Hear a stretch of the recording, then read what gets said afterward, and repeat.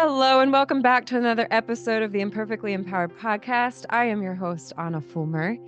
Today we have Dr. Andrea Lein on the show. Dr. Andrea is a mental health expert with a PhD in clinical and school psychology with a specialty in gifted students. Andrea has devoted the majority of her career to working with gifted adolescents, young adults, and their families.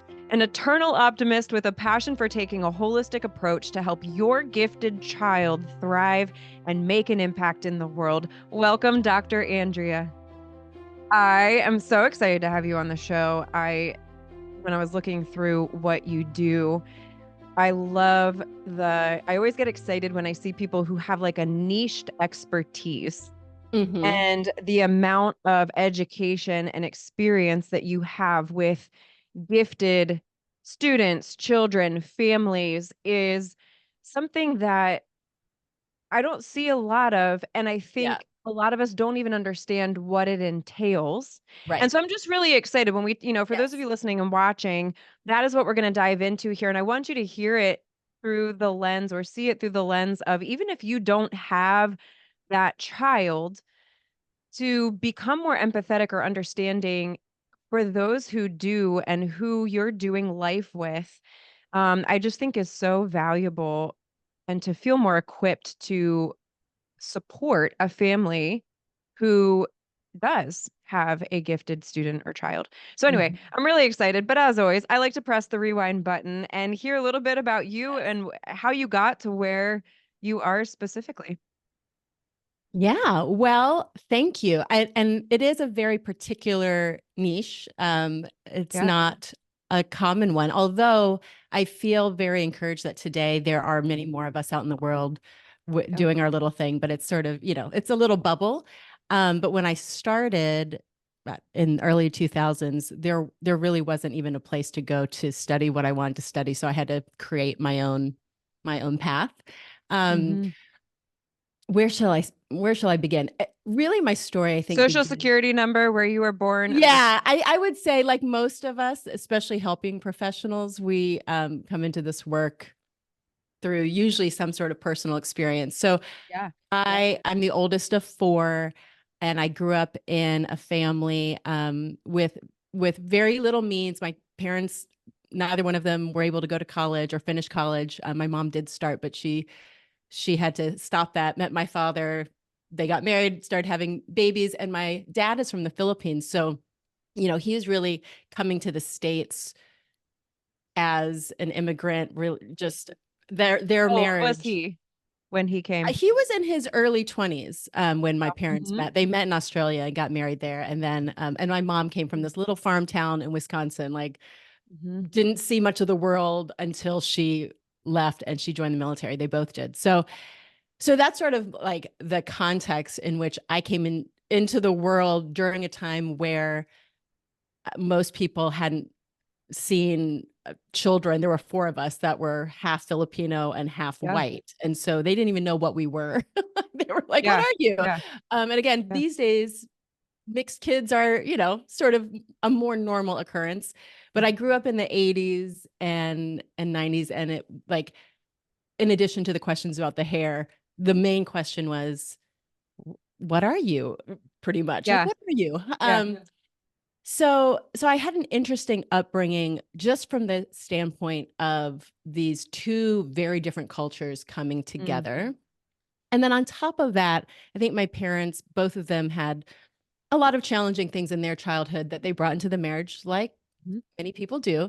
And so that created a fairly challenging childhood environment for me. And I was the oldest. So I sort of took it upon myself at a young age as a teenager. I struggled with depression and I struggled with anxiety and I struggled with all the things. But I was in a gifted program from a young age. And one of the things I noticed as a teenager was it was like part of me was I had one foot in the gifted world. I'm like gifted, the kids that were identified as gifted, who Mhm. tended to be Yeah. wealthy, white children, Mm. from affluent professional families. That was not me. So I was in that world feeling a little like out of place. And yet I loved learning. And then I had friends who were just as gifted and brilliant, but they did not come from those um, educated, Mm. high wealth homes. And I watched many of them, and I was friends with in both camps. And I watched some of Mhm. them drop out of school, get involved with drugs, struggle with all sorts of mental health issues. And I should say, I saw the same with the wealthier kids too. They were different. They Yeah. were eating disorders. There was substance use that was, kind of under the radar. Mm. And those families had the money to send those kids off to expensive treatment programs. Yeah.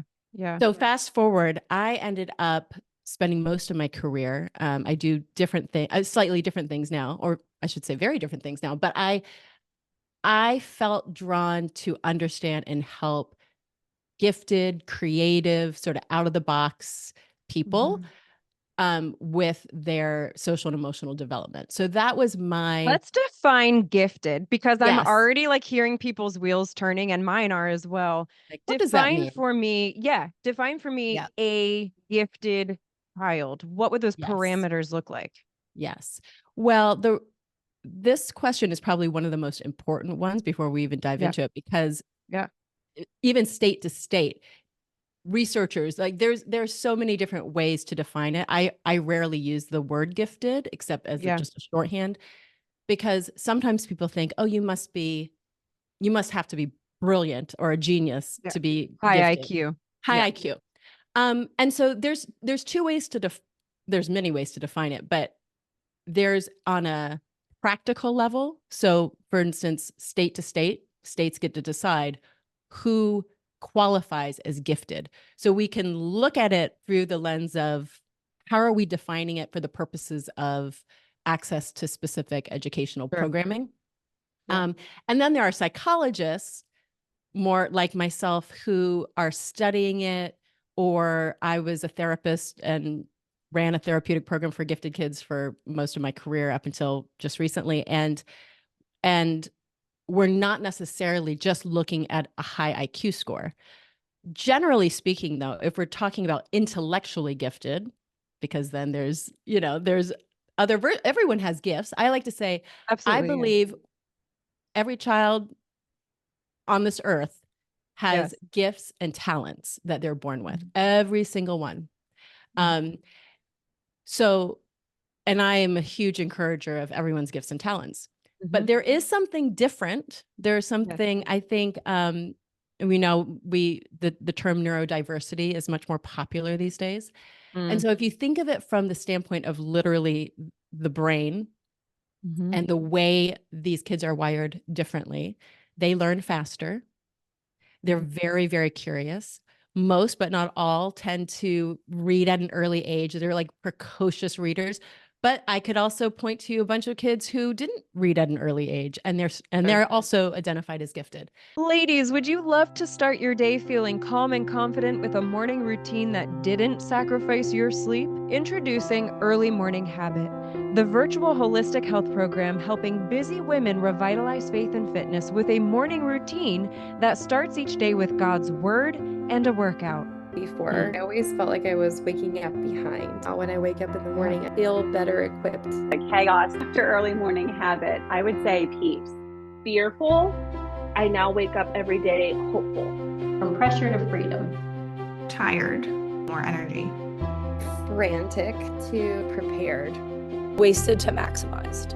Overwhelmed to more collected. I really have, can I say, become a morning person? Here's the best part. Every day you rise for yourself, you help a child wake up to the hope of a forever family through our adoption fundraising program. Visit www.earlymorninghabit.com and start rising today. And this is primarily higher IQ. Like oftentimes you are seeing higher IQ with what are those parameters? Like what's that number? So generally, if we're thinking about gifted programs, it's usually two standard deviations above the normal. So the normal IQ is 100 plus or minus 10 points. So anywhere between 90 and 110 is like a good, healthy, average IQ. And those scores are compared to the population. So that's what we're looking at. Once you start getting to, 130, which is the 2 standard deviations above the norm, around 130 and up, then we start looking at very in intellectual terms, superior intelligence, very superior, right? And the percentages get smaller and smaller of the number of people in the population who have an IQ at that point. But most really comprehensive gifted programs, and now again, I'm going back to sort of school definitions, will not depend just on an IQ score because, right, we'll have kids like me, I'll put myself in this camp, who maybe came from underprivileged households. And while my parents certainly encouraged reading and learning and all of those things, they did what they could. And there are a lot of children out there whose parents cannot afford books. Yes. Or who are too busy because they're working multiple jobs and they don't even have time to take their kid to the library, right? So the access to certain activities that we know help develop cognitive skills are not present in some families. So we have to be testing too is something in and of itself that is biased. I'm glad that you're saying this because I think it's helpful for people to understand from my understanding of like IQ versus EQ, for example. Like IQ really doesn't change. Like your IQ is your IQ. However, the reason we might see a change in that is for a young kid who is in that environment, who was not reading from a young age with their parents or does not even take tests well, but they develop those skills. And so they're testing higher later because they've developed those fundamental abilities, but their IQ itself hasn't necessarily changed. But it makes sense why it's hard to identify then. Yes. It's not an equal identification in third grade. Yes. Depending on where they're coming from. Right. And if there are any parents who are listening right now who even have a question in their mind, is my kid gifted? Should I get testing done? I would highly recommend that they try to find someone to do the testing who is very knowledgeable about gifted, and then I'm going to throw another term out here just to confuse it, twice exceptional students. So the other reason, aside from cultural differences and socioeconomic factors, another issue that can get, excuse me, in the way of just looking at a general IQ score is there are children who are very gifted and who have learning disabilities. They have ADHD, which impacts their processing speed. They have, a host of underlying issues, even anxiety, right? So there may be other things happening that are going to influence how they do on a test. So many different things. So it doesn't mean, and a lot of the students that I've worked with over the years are gifted and something else, meaning they're really bright, they're really gifted, they're really creative. But there are certainly some of them who we might label, I don't like this label, but I don't like most labels, that they might be, quote, underachievers, meaning all the teachers or their parents are saying, you have so much potential. You're so smart. We know you're so smart, right? The kids who can spew off, they've memorized everything and their brains seem like packed with knowledge and they learn really fast. And yet they can't, pass 10th grade or they're not getting their homework in. Which I'm assuming there's probably underlying reasons for that are not necessarily related to their. Exactly. Yeah. Well, let me also preface this. So what I'm really excited to dive into this is I happen to have a child who is that 130 and higher. Yes. And I can say from experience, like there are challenges. It is Very really much. and truly from a parenting standpoint. Yes. So I'm excited to dive into that because, for those of you listening, like she just said, I love that she pointed this out, gifted, such a terrible word for it because every kid is gifted. And I've literally had this conversation with my son that he has a very high IQ, but we talk about EQ because I'm all about emotional intelligence. That's right. What good is high IQ if you can't remember to put your shoes on, right? Exactly. Yes. And so we've already had this conversation, like, some people have a really high emotional intelligence and helping him see that a high IQ is not the end all be all. So for those of you listening too, this is not every single child is gifted. However, I can honestly say from experience, the high IQ kids are a whole nother ball They're game, and a they're whole nother extremely ball game. difficult to parent. They are. It's very hard. They are. They are. I used to tease earlier in my career that, and I can still make the joke that watch out for what you wish for. Because I think a lot of parents have this romanticized idea like about a gifted kid. I'm like, well, I raised a gifted kid myself. Yes. And Yes. I love them, right? This is what my whole Yes. life work is devoted to, not just the kids, but the adults they grow up to be, because we're all in the world. And I hear you. This is exactly why I really wanted to focus on the EQ part of the equation for the high IQ kids, Yes. is because we want them to be grounded, healthy, moral, like with a moral compass, Yeah. And functioning. in the world, because they Yes. do have, and again, I'm like, keep prefacing it, everyone has things to offer the world. However, they have a very particular way of seeing the world and Yes. interacting with the world. And if we Yes. can harness those gifts and harness and develop the EQ, they're going to be phenomenal leaders in the world. And so that is really my heart, to help equip parents, to help. I also coach young people who fall into this category, but I do a lot of work with parents, because, as you said, it's not necessarily intuitive unless you yourself, for whatever reason, did a lot of your own work and understand. I mean, most gifted kids have gifted parents. The apple doesn't fall too far from the tree, but most of this we don't learn, and we certainly don't get a parenting manual about how to raise any child, much less a kid who, I'll just use the phrase special needs. They are just as different from the norm as a child who falls 2 standard deviations on the other end. And so when we think of them from their emotional needs, from their social needs, when we stick a gifted kid or a gifted adult in a room where they're the only one like them, cognitively, intellectually, they're going to try to have conversations with their peers that just don't normally mix easily, especially at young ages, that discrepancy. And so they grow up often feeling, I'll speak for myself, I didn't know what it was from. And there were lots of reasons why I felt like an other. But now that I'm an adult and now that I've studied this, I understand, like, even if you never label a kid gifted, even if they never got programming for gifted, most of them know that they operate a little differently than their peers. And so there's just this intuitive sense of, is there something wrong with me? And that can be that, especially when they get into adolescence, can really start to affect their self-esteem. So one of the things parents can do is just to affirm their uniqueness, not to overblow it, right? Because then the other side is they get very narcissistic and all ego, right? So I think it's good that you're talking with your child about that grounding of, IQ is not the end all be all, which is not. But it certainly, it is not. It certainly can take them far. So yeah, I'm so excited to dive into it. Before we dive into Dr. Andrea's expert advice on helping your gifted child thrive and impact the world, we're going to play a little round of Would You Rather. She didn't know she was signing up for this. Ooh.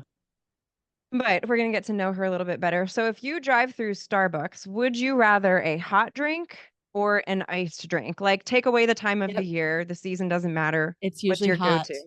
It's hot. Hot? Do you have a go-to drink? My go-to is a very simple half calf Americano with a little cinnamon sprinkled on top. Ooh, that sounds good. It's pretty simple. What but is the other day, Americano? What's different about that? It's just espresso mixed with water. I like it because I can get it half decaf and I don't like drinking too much caffeine. But it was 82 degrees here the other day, and I skipped out on my hot drink and I went for an iced, and it was not my normal go-to. I had to there's so many options at Starbucks. Yeah. What do I choose? love the nitro cold brew is one of my. Yes, I love it. Yes. Yeah. Well, I'll just take basically any coffee. Yeah. Yeah. So you're flying on a plane. You're going somewhere, but you're there for at least a couple hours. Would you rather beside you a crying baby or an adult who doesn't stop talking? Oh, ooh. This is a good one. Knowing we have full empathy and love for all of the above. A crying baby. I have a lot of empathy for parents with crying Yes. babies on the plane. And I'm Yes, too much I of a would say the people same. pleaser still, where if someone starts talking to me on the plane, I feel like it's hard not to engage. I'm a And yet you're psychologist. irritated by your people pleasing. I love people, but sometimes, you just want to put your head in a book. Yes. Yeah. Yes. Okay, would you rather go to a coffee house or a concert hall? Concert hall. Do you have a favorite concert hall? Or is there like a favorite concert that you've been to?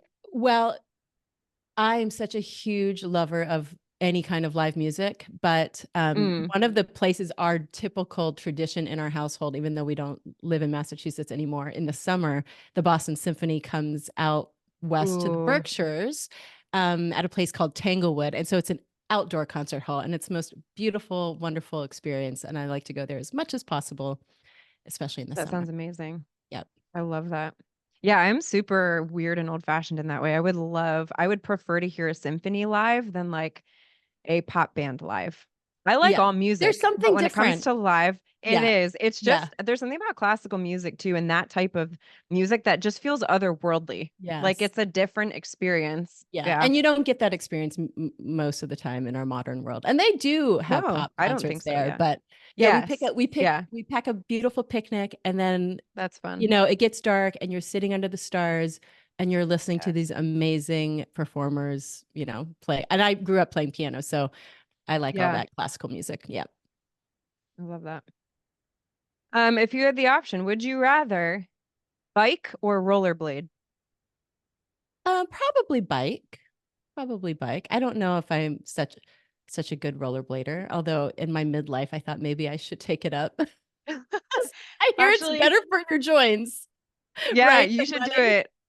We all got rollerblades for Christmas this past year because we're building a home and there's tons of paths. So I thought let's try to like anything we can do to get our kids outside more. And we're gonna have a massive unfinished basement. So we got like floor hockey stuff. So anyway, I'm back it sounds on fun for the first time in 2 decades. It is fun.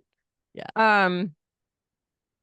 So to give a perspective, talking about gifted students, gifted children, one of the things that I have had to learn with my son, and he's so amazing. He's constantly surprising me. I never know what's gonna come out of his mouth sometimes. Sometimes I hold the edges of my seat. I'm like, oh, what's coming?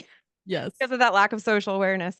But just to give a perspective, so he was in kindergarten, and I was telling him that we need to be ready by 3:00. And at the time it was 2:45. And his instant response was, okay, so we need to leave in 3/12 of an hour. I was like, yes, 15 minutes.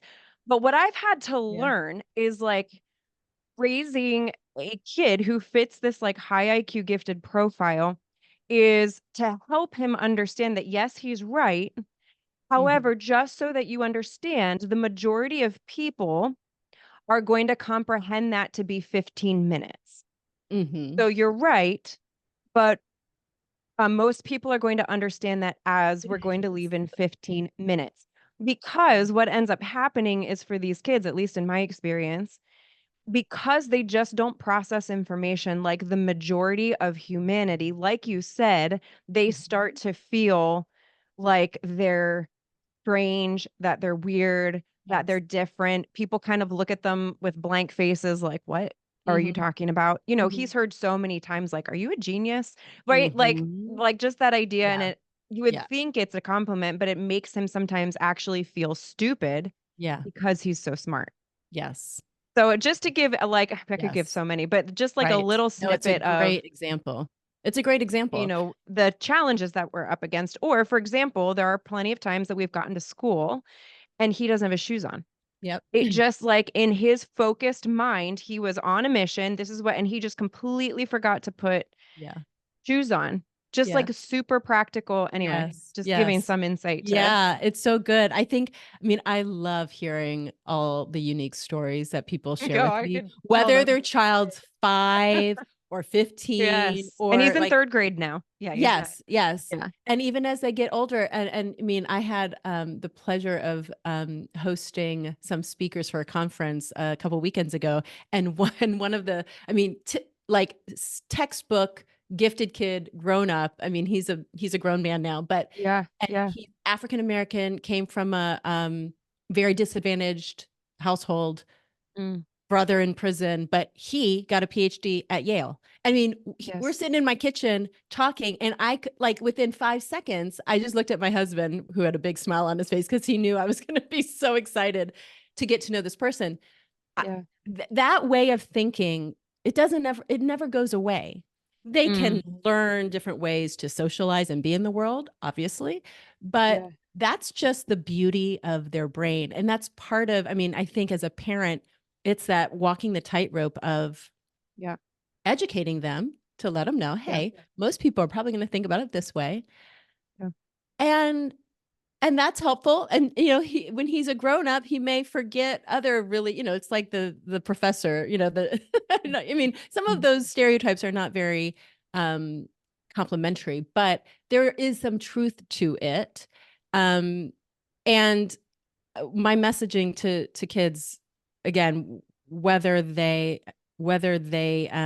have learning disabilities underneath or not, or whether they have ADHD or not, but even just like whatever a straight solid gifted kid looks like, that in and of itself looks so different across different kids, but it's their superpower. That's their superpower. Yeah. So they just have to figure out, how do I, without squashing their spirit and what makes them wonderful, how do I show up in the world, and how do I figure out how to navigate the social piece and the emotional piece, because they're wired.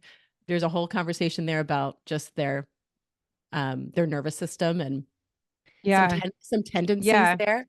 So to touch on the social for a minute, so for example, and like we've talked about this, like if Caleb was sitting right here, he would just laugh. Like he knows this. We have very open conversations. But like when he was younger, I mean, this can still happen, although he's a little bit more aware now. Like we would be at someone's house who we barely know. We've been invited over for a really nice dinner. This literally happened. And we're sitting and we're eating this dinner. And Caleb, out of the blue, looks up and looks across the table, and he said, "This is the worst chicken I've ever had." And you know, in his mind, it's factual. There's no like morality assigned to it. There's no malice assigned to it. It's just simply, this is the worst chicken he's ever tasted. And the lack of social, you know, like either my daughters would never say that, or the one would never because she's a people pleaser, or the other would say it with the intent of stirring up trouble. Like that's the difference in my other two. Right. But for him, it was just a fact. And so helping him understand what's a fact to him and how it could affect somebody else's emotions and make them feel really badly, even though in his head, it's just a fact. Yeah. Like that's just one example of also some of the challenges of the lack of social awareness, and where he can feel ostracized because in his head it's a fact, but he's just literally like offended an entire room and he's not aware of it. Yeah. And with not aware, but With mom's no aware. intent in his heart. Like he is the No sweetest intent. kid. Yes. Like he literally, there's no malice in him. That's right. And I think, again, all of those are such great examples. I also want to add, because as I'm flashing through in my head of some students I've worked with through the years who were. And like, I'm literally like offering this to hear tips. Yes. Like, who just, again, for variety's sake. So your listeners aren't thinking there's just one version of this. I've certainly worked with very gifted, talented students whose EQ is off the charts, like off the charts. So it's not necessarily true. This is what I mean about the variety. There are gifted kids who may feel different socially, but they don't necessarily say a lot of socially, you know, what we might call socially inappropriate things. There are others who, I mean, part of their gifts is their EQ. I mean, they are very gifted socially and emotionally. Like that emotional intelligence is really, really high. So, and they are the natural leaders, right? Like everyone is following them, even at a young age. There was a young woman that I worked with, and she was about 15 or 16, and she was brilliant. Her parents were professors at a wonderful university in New York City, and but she had some trauma, and because of some of those things that she was walking out, she took all those gifts and she took her high EQ, and she got into drugs and things that that kind of got with the rowdy crowd, and she was so effective. She was just so effective, and so that's what I mean about my heart and my goal to help them. I had so many conversations with her about like the power that she had that she didn't even realize, because she didn't even think of herself as smart because she did have a learning disability, but she was incredibly gifted. And so I just want to paint that other picture. They can be actually one of the smartest from an emotionally intelligent standpoint, smartest in the room, can read the room and can, if not geared and sort of taught into the right direction, manipulate people really I well. get suspicious that might be my third. Yes. We'll see what her IQ looks like, but she is we're being so told some of these by her therapist that characteristics might actually be the case, which is really helpful for me to hear you say. Right. Yeah, So it can present very differently. The social emotional issues are more, and again, what they look like and manifest will vary very much from gifted kid to gifted kid, because there's just so many variables, right? It's like saying all kids with learning disabilities are going to be one way. That's just would be a ridiculous thing to say. So not all gifted kids. I mean, you have different environments, different personalities. So they can interact with the world differently, but still there are some kind of general trends because they develop as children and through adolescence with that difference and the way the world interacts with them, right? Not every kid gets told, oh, you must be a genius. Not every kid gets that kind of feedback. Exactly. And it's like we've come back to is there's also this understanding that a child can foundationally sit and take a test, that they can the other like environmental factors. So 100%. I am curious. Let's tap in just for a second for that kid who is the higher IQ. What are very intentional strategies for us as parents to help that child emotionally? Because I can speak from observation, and I'm not sure if this is consistent or tends to be a trend. But there tends to be more like they're more emotionally volatile. It's almost like they don't have as good of regulation because they can't even like recognize maybe why they're responding. I don't even know. But I am curious, is that a consistent or a trend that you see? And then how do we help our child thrive with this intellectual gift, but also develop emotionally so that they can impact the world with more awareness and empathy and understanding? Well, one of the things, it's such a good question. Not all gifted kids, again, I'm going to say that for everything, not all of them, but and many, I think everyone of them understand there's caveats. Many of them will experience emotions intensely. They just experience life more intensely. One of the terms that we use to describe what that is called overexcitabilities. And overexcitabilities are intellectual overexcitabilities, which we've already been talking about. There are emotional overexcitabilities. Sometimes there's the physical. So some of them, they're the ones that get diagnosed with ADHD because they're just like, they're on the move. They're like motor is overexcited. So, but emotionally, they do tend to experience things it's like they have bigger feelings. So, and oftentimes they develop with what we call like it's asynchronous development. So they may be 2 grade levels ahead intellectually, but emotionally they seem like they're 2 grade levels behind. Again, and that changes over time, but they're not developing like in this perfect everything's Linear, together yeah. linear fashion. So one of the things that all parents, I would encourage parents of all kids to do is just to be Yes. very intentional. But I think for gifted kids, one, just knowing that about them is helpful. So you can sort of prepare yourself with the patience you need to deal when there feels like, wow, this is a big, a big emotional reaction to something that doesn't seem that big of a deal. So you can have the patience and to step in and teach them the tools to regulate their emotions, because it's like their brain, they're going so fast. Like you said, they may not even realize, because there's this disconnect between like what's happening in their bodies, and they're just going so fast that it takes some guided practice. And for some kids that means learning some skills through therapy, right? Even if they're not necessarily struggling with severe mental health issues, behavioral. but there could just be some time set aside for a season where they are practicing emotion regulation skills, where they're developing language.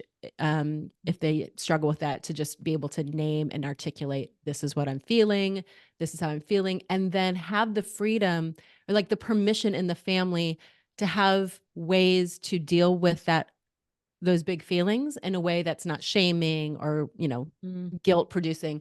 Have you seen strategies that tend to work among your clients or among the families? Like, have you seen practices that seem to be helpful Yeah, practically? I think that they are the same strategies I would teach any person, Right. emotion regulation. Mhm. So things around using their breath, grounding techniques. So one of the things, I mean, I'll just throw this one as a concrete one, like 5, 4, 3, 2, 1. I just actually taught my husband this one the other day, and he thought, Yeah. oh, that's great. Right. So it's like, Yeah. find 5 things. This just gets them very concrete in the moment. Yeah. 5 things that you can see, 4 things that you can hear, 3 things that you can, you can, 3 things you can touch, 2 that you can smell, 1 that you can taste, something like that. But it's basically, let's use our senses to notice where we are right now and ground ourselves in the present moment. So there are techniques like that. There's, like I said, the breath work. There's, as a parent, making sure that they're sleeping well, which for Yeah. gifted kids also can be an issue. They tend to not need as much sleep, or they're like up at night and it's hard to kind of get them settled back in. But making sure they just have their physical needs met, right? They're eating well. They've, again, all the standard things that we would do just to make sure our kids are optimally set up for the day, so that they're not quite as prone to being emotionally reactive. But it could also mean, if you have a kid who their big feelings. I worked with a family about a year ago, and they had a wonderful 6-year-old, but was going through a phase. And that those big feelings were turning into inappropriate, hitting and Yeah. tantrums at school and things Aggression. like that. Just things that were getting really disruptive. And so they did have a therapist, a child therapist, working with him and working with the school. But it was also making sure, like, when that child came home from school, was this child getting the emotional needs met, because there was a new sibling in the household. So part of that was a reaction to things that are going on environmentally, emotionally, but this child didn't have being able to connect. Like, I'm feeling upset, and I'm supposed to love my new baby brother, but I'm not getting as much attention because parents So are hitting new baby brother is more yes, effective. yes. So some of these things, again, they are, when I say the lens through which we look, this might be just a typical therapy case, right?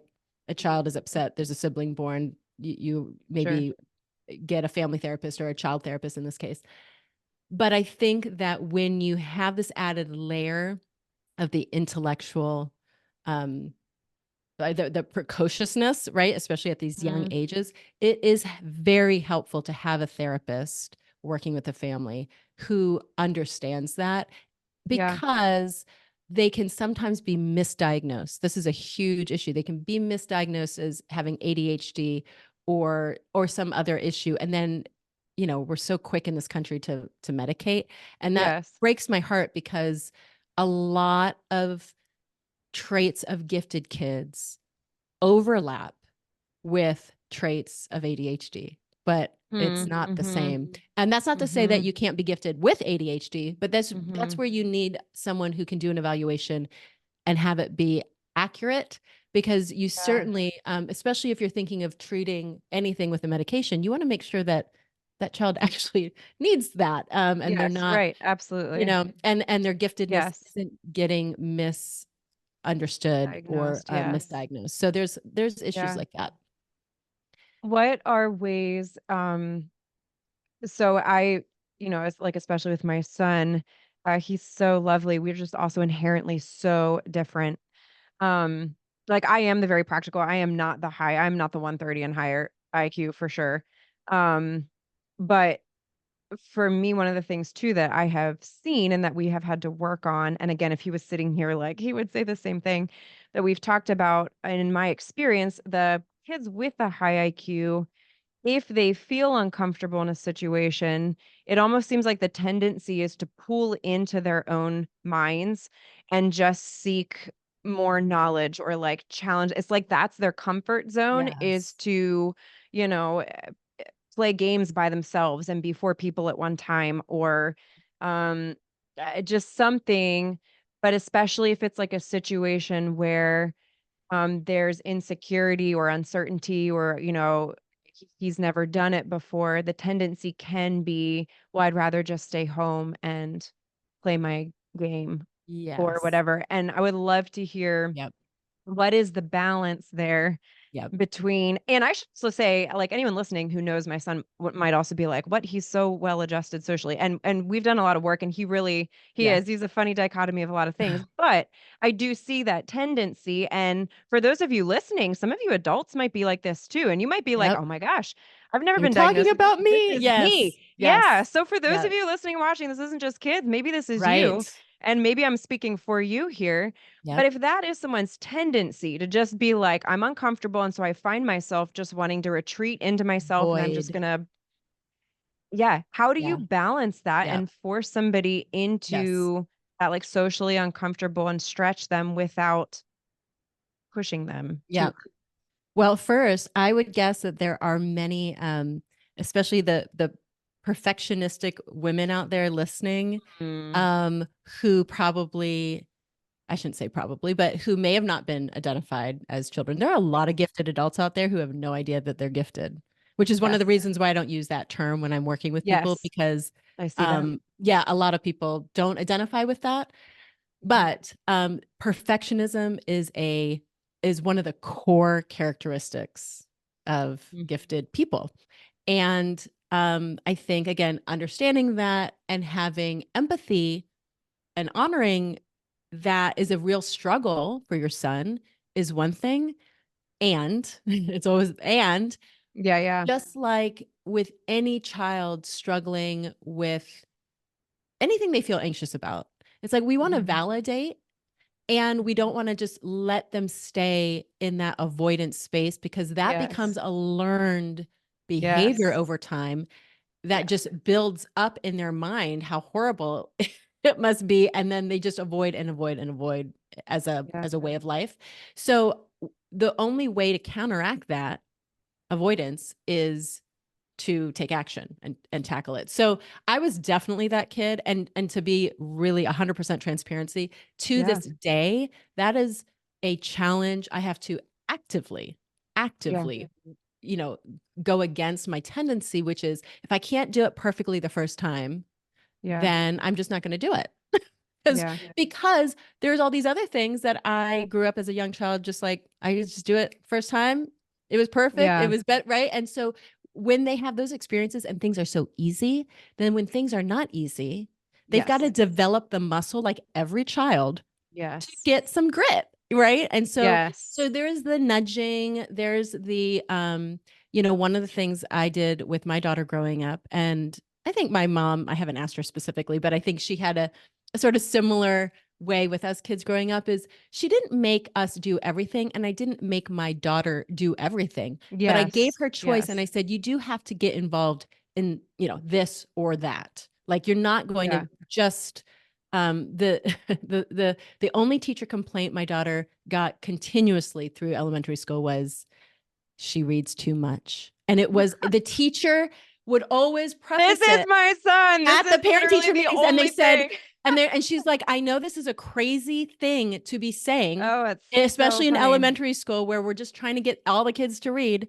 And they're like, she just reads all the time. And I was like, I know. I mean, one of the funny stories in our house. He'll put a book in his desk, and we've gotten the teacher where he was caught reading in the book in his desk. Yeah, 100%. Classic gifted kid move.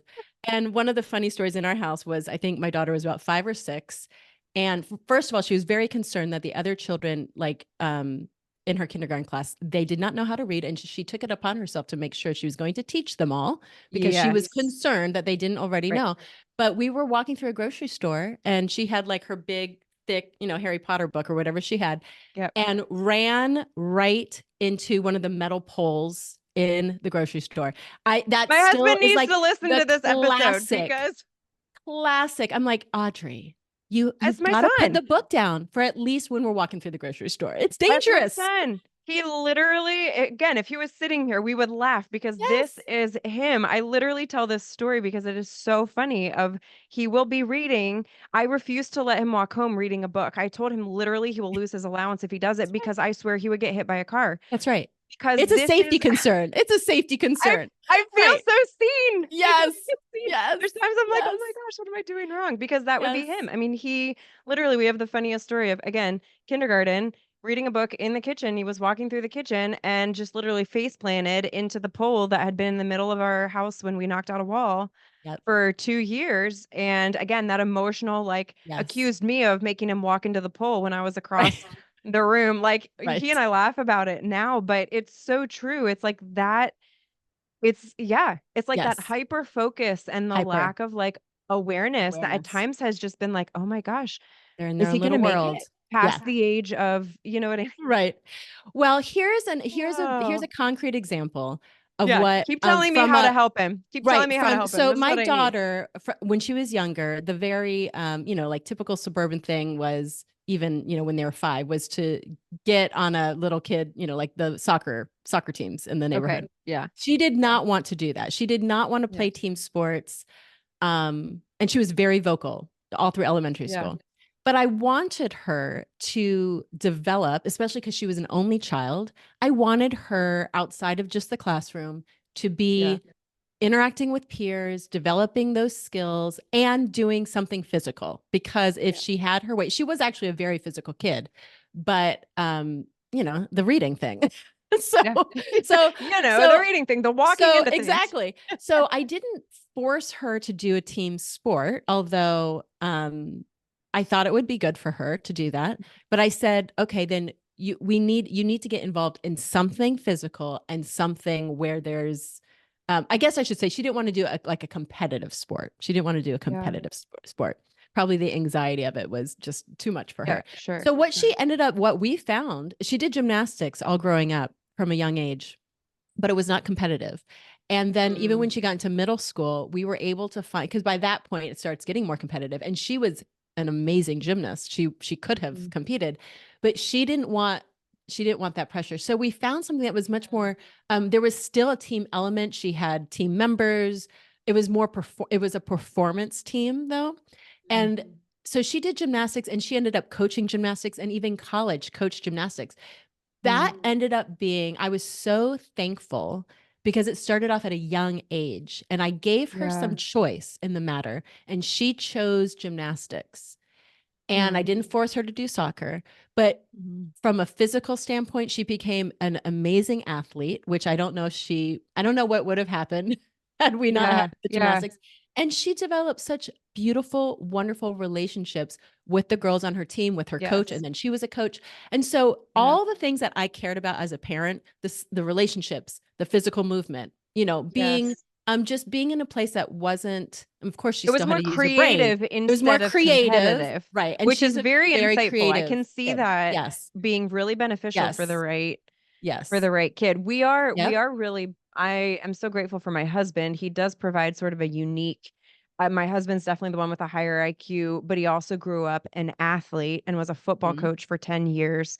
So that nurtured sense, like my Yes. son's very interested in sports and he is, but I see what you're saying. We're depending on the culture of the home too. This is probably true of any kid.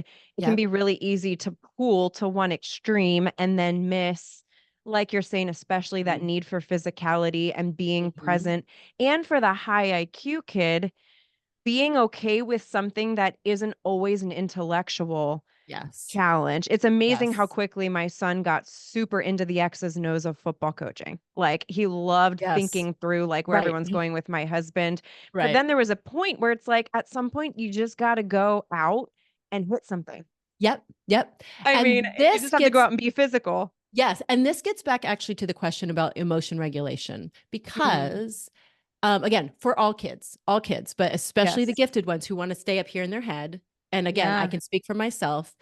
When I am in my body, when I am doing activities that get me back in my body grounded, Yeah. it Out helps of your me head. stay out of my head. And a Mm. lot of the teenagers that I worked with who were struggling, and college kids who are very anxious or get depressed, like it's because they're not they're not very skilled at getting out of their heads. Hmm. So they live up here. Mm. And so from a young age, if you can give them a path that is enjoyable for them, that they love doing, whether it's football or Yeah. soccer or gymnastics or dance or something that just helps them, it's almost like the saving grace. I don't want to overstate that, but my daughter even said, like, what would she do? Now she's in her mid-20s and she lives in Hawaii and she Yeah. surfs every day because she That's doesn't do awesome. gymnastics, but it's awesome. But she knows herself. She's Yeah. got to find that way to Oh, get yeah. To get out of her head. into her body. So Interesting. that's a good overarching strategy. Yeah, well, I love it. And I'm even thinking like my two younger ones who my third one very well might have that high IQ too. Like what you're describing is very much making some things make sense for her too. Mm. But I love what you just said though. I do think it's really poignant. I'm even thinking about this, the difference between my younger two, that when it comes to getting out of their heads and that physical movement, that the one higher IQ kid might do well with the competitive movement or like that team sport, and that maybe the other one, like I'm seeing the potential that like my daughter would do better in like the dance, the performing arts, the like Yes. more creative physical movement instead of Yes. competitive, Right. because she does seem to have a higher level of anxiety over those types of things than my son. Anyway, I'm thinking out Yeah. loud, and This is I always all pray one about, day my kids don't look back on this and be like, "Oh my gosh, why'd you talk about me so much?" Like I try to I be really open I with them know. too, even at this age about what I'm saying. But I just think Yeah. it's so important to be transparent because we're all in Yes. this together, and there's no Right. value assigned to these things. Nope. Right? They've And been made in the image of God. You've been made in the image of God. So right. like this Right. is like it takes a village. Every kid is so different. Every kid Yeah. is Yeah. so different. But I think Yeah. that when you understand some of the overarching principles, like understanding the Yeah. perfectionism, understanding the big emotions, understanding like the tendency to live in their head and, those things, then Yeah. you can, knowing your child, your unique child, like it's a little, there is the give and take, because you don't want to give them, any child, all the power to make all the decisions for them, because Right? they'd be eating Yeah. candy every night, or never, Yes. or reading all day. Chicken nuggets. Right, exactly. Repeat. And so, but there still needs to be that balance, and just like honoring, Yeah. like, I see you for who you are and how you're created to be. And I, Yeah. as your parent, am here to help you steward those gifts and those talents Yeah. so that you will become who you're supposed to be, and have Yeah. whatever path ahead of them that is fulfilling. Yes. That's, right. you know, we Yes. want them to feel fulfilled. And I think one of the biggest dangers of gifted kids, and if you're, you know, there's so many, my daughter sends them to me, the TikToks and the reels on, you know, Yeah. the gifted kids who are like, I think that the gifted kid dropouts, or Mm. this whole theme of, or burnt out rather, that they get put on this path from a young age because their intellect does stand out. And even though I am a huge proponent, generally speaking, of a high quality gifted program, because I think there's a purpose for that. They need to be challenged. They need to be stretched. If they're sitting in a regular classroom reading under their desk because they already know everything, that's not a useful, you know, that's just not useful for them in their development. Yes. But the danger in that is this feeling of, oh, I'm just so smart, so I have to be on this path. And like, being smart means I have extra homework, or I have to take all the AP classes, which is just more work. And so again, I think probably a lot of your listeners who can identify even with this trajectory, even if they weren't identified as gifted, it's this feeling of to be a good person, to have value, I have to keep doing all of these things because I don't know, that's just the story of how their lives unfold. You know, I've worked with a lot of families who kids were like high ranking, I don't know if that's the right term, like chess players, or you know, and they're in these families again who are high achieving parents. And so even if there's not direct pressure, Yes. Oh, explicitly that's a very real stated, fear of mine because that's our home. Full transparency, that's our home. I've yes, never, you know, hidden that. Like my husband and I are both very high achievers. right, Have right, achieved a lot. right. And that is definitely even the subconscious. Yes. Yes, There's a definitely always subconscious. open Yeah. ways to And offset that. And I so, guess a yeah. really quick follow-up question on that to also hit the other end of things. So Mhm. there is that kid who's super high achieving and they feel like they need to do all the things to make the best use of that intellect. But then Yeah. what about the kid who falls on the other side? They almost self-sabotage. Yes.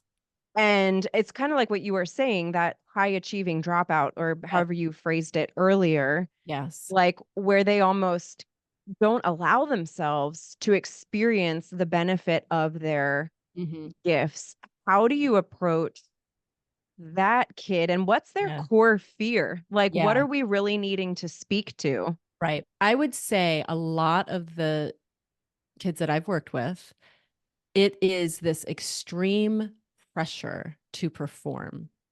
And again, On themselves. and even and I think also on a level from family, or or just their community, right? Like if you're in a school district, or a school, even just a school community that is characterized, and many schools are, I went to one, by, it's just a high achieving school, right? You've got a lot of high achievers in there. It's like people are vying for the valedictorian. Like it's just there's a culture of that. And that is not a bad thing. But some of those students who just feel like I can't even compete. The anxiety is so great that they're like, it's like competitive sports, right?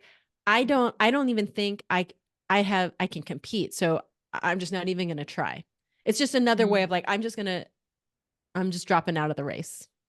So, and what often happens then when those kids start to like go downhill, like the beginning part of it, like they stop turning in their homework, they stop like wanting to go to school. Then there's maybe school refusal, right? And then they just stop.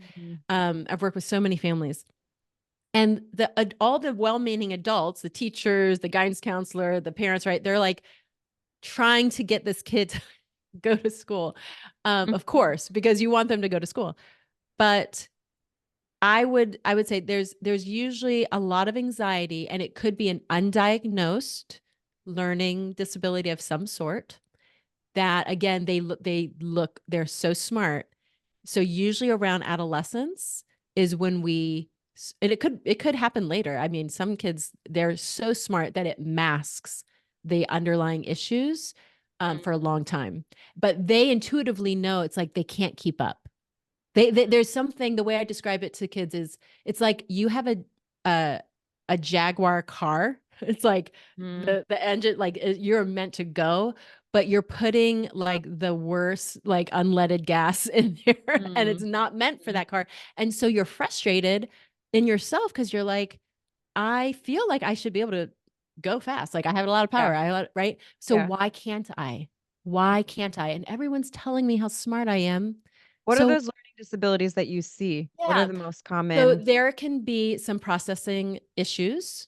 So auditory processing issues. They might like they're sitting in a classroom and literally like it's like blah, blah, blah, blah, right? They can hear. It's not a hearing issue. It's processing what they're hearing that may be slower. There could be just straight reading issues. I mean, that girl that I spoke about earlier who had the high EQ, she ended up having she had really, really severe dyslexia, which made her feel stupid, even though she was brilliant in all the other ways.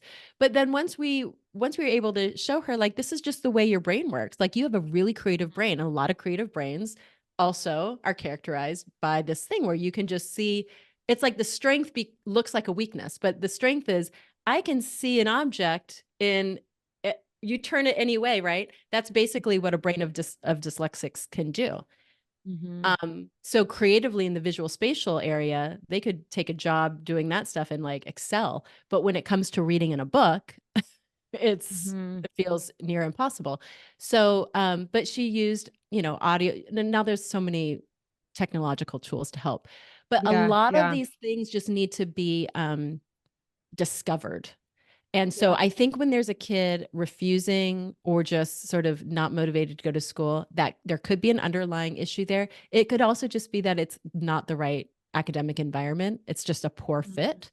And so I always want parents and encourage parents to advocate in the right way, because of course schools are going to react to like the parent who's coming in saying my child needs this and my child needs that, but to ask questions and be curious alongside the teacher of do you think this might be going on? We know he's really into this, so working with the school to the extent that you can, but in really extreme cases, I know parents have pulled their kids out of school and find some private schools or homeschooling options, because it can be difficult. It's not impossible, but it can be more challenging in a public school setting just because there's only, they're trying to meet the needs of so many different kinds of minds. Well, and then I would also throw out there that if somebody is concerned, there is also Andrea. That's true. Dr. Andrea is here. Yes. Tell us where people can find you and how you're serving people, but how they can follow you to learn more and understand your services. Well, my name is my website. So it's Andrea Lein, Lein. They can also find me on Instagram at dr.andrealein. And I do a lot. I specialize with gifted and creative folks. So whether you are a gifted, or maybe you are suspecting you're an undiagnosed After listening gifted, to this, you're like, you're a gifted kid who grew up and you're like, oh my goodness, I identify with all these things, but I don't even know where to begin. I do coaching and consulting for those people and young adults who sort of are in that phase of figuring out their life, as well as I do a lot of parent coaching, specifically for those with gifted kids of any age. But especially I have a lot of parents who come to me, their gifted child might be a little bit on the older side and is starting to bump up into some more just some challenges that they're not sure how to tackle. So I help support parents in that journey. I love it. I love it. I just pray God's blessing over your heart, your home, and all of the amazing families that you're serving. I learned so much. I felt like it was such a blessing to me. Even like I've said before, you guys, it takes a village, and I'm so grateful for your transparency and the way that you are serving. Thank you so much. It's a pleasure to share. Thank you for watching the Imperfectly Empowered podcast. Be sure to subscribe to the channel by clicking below. And if you missed our last video, then be sure to check it out right here. We'll see you next time on the podcast. Your story matters and you are loved.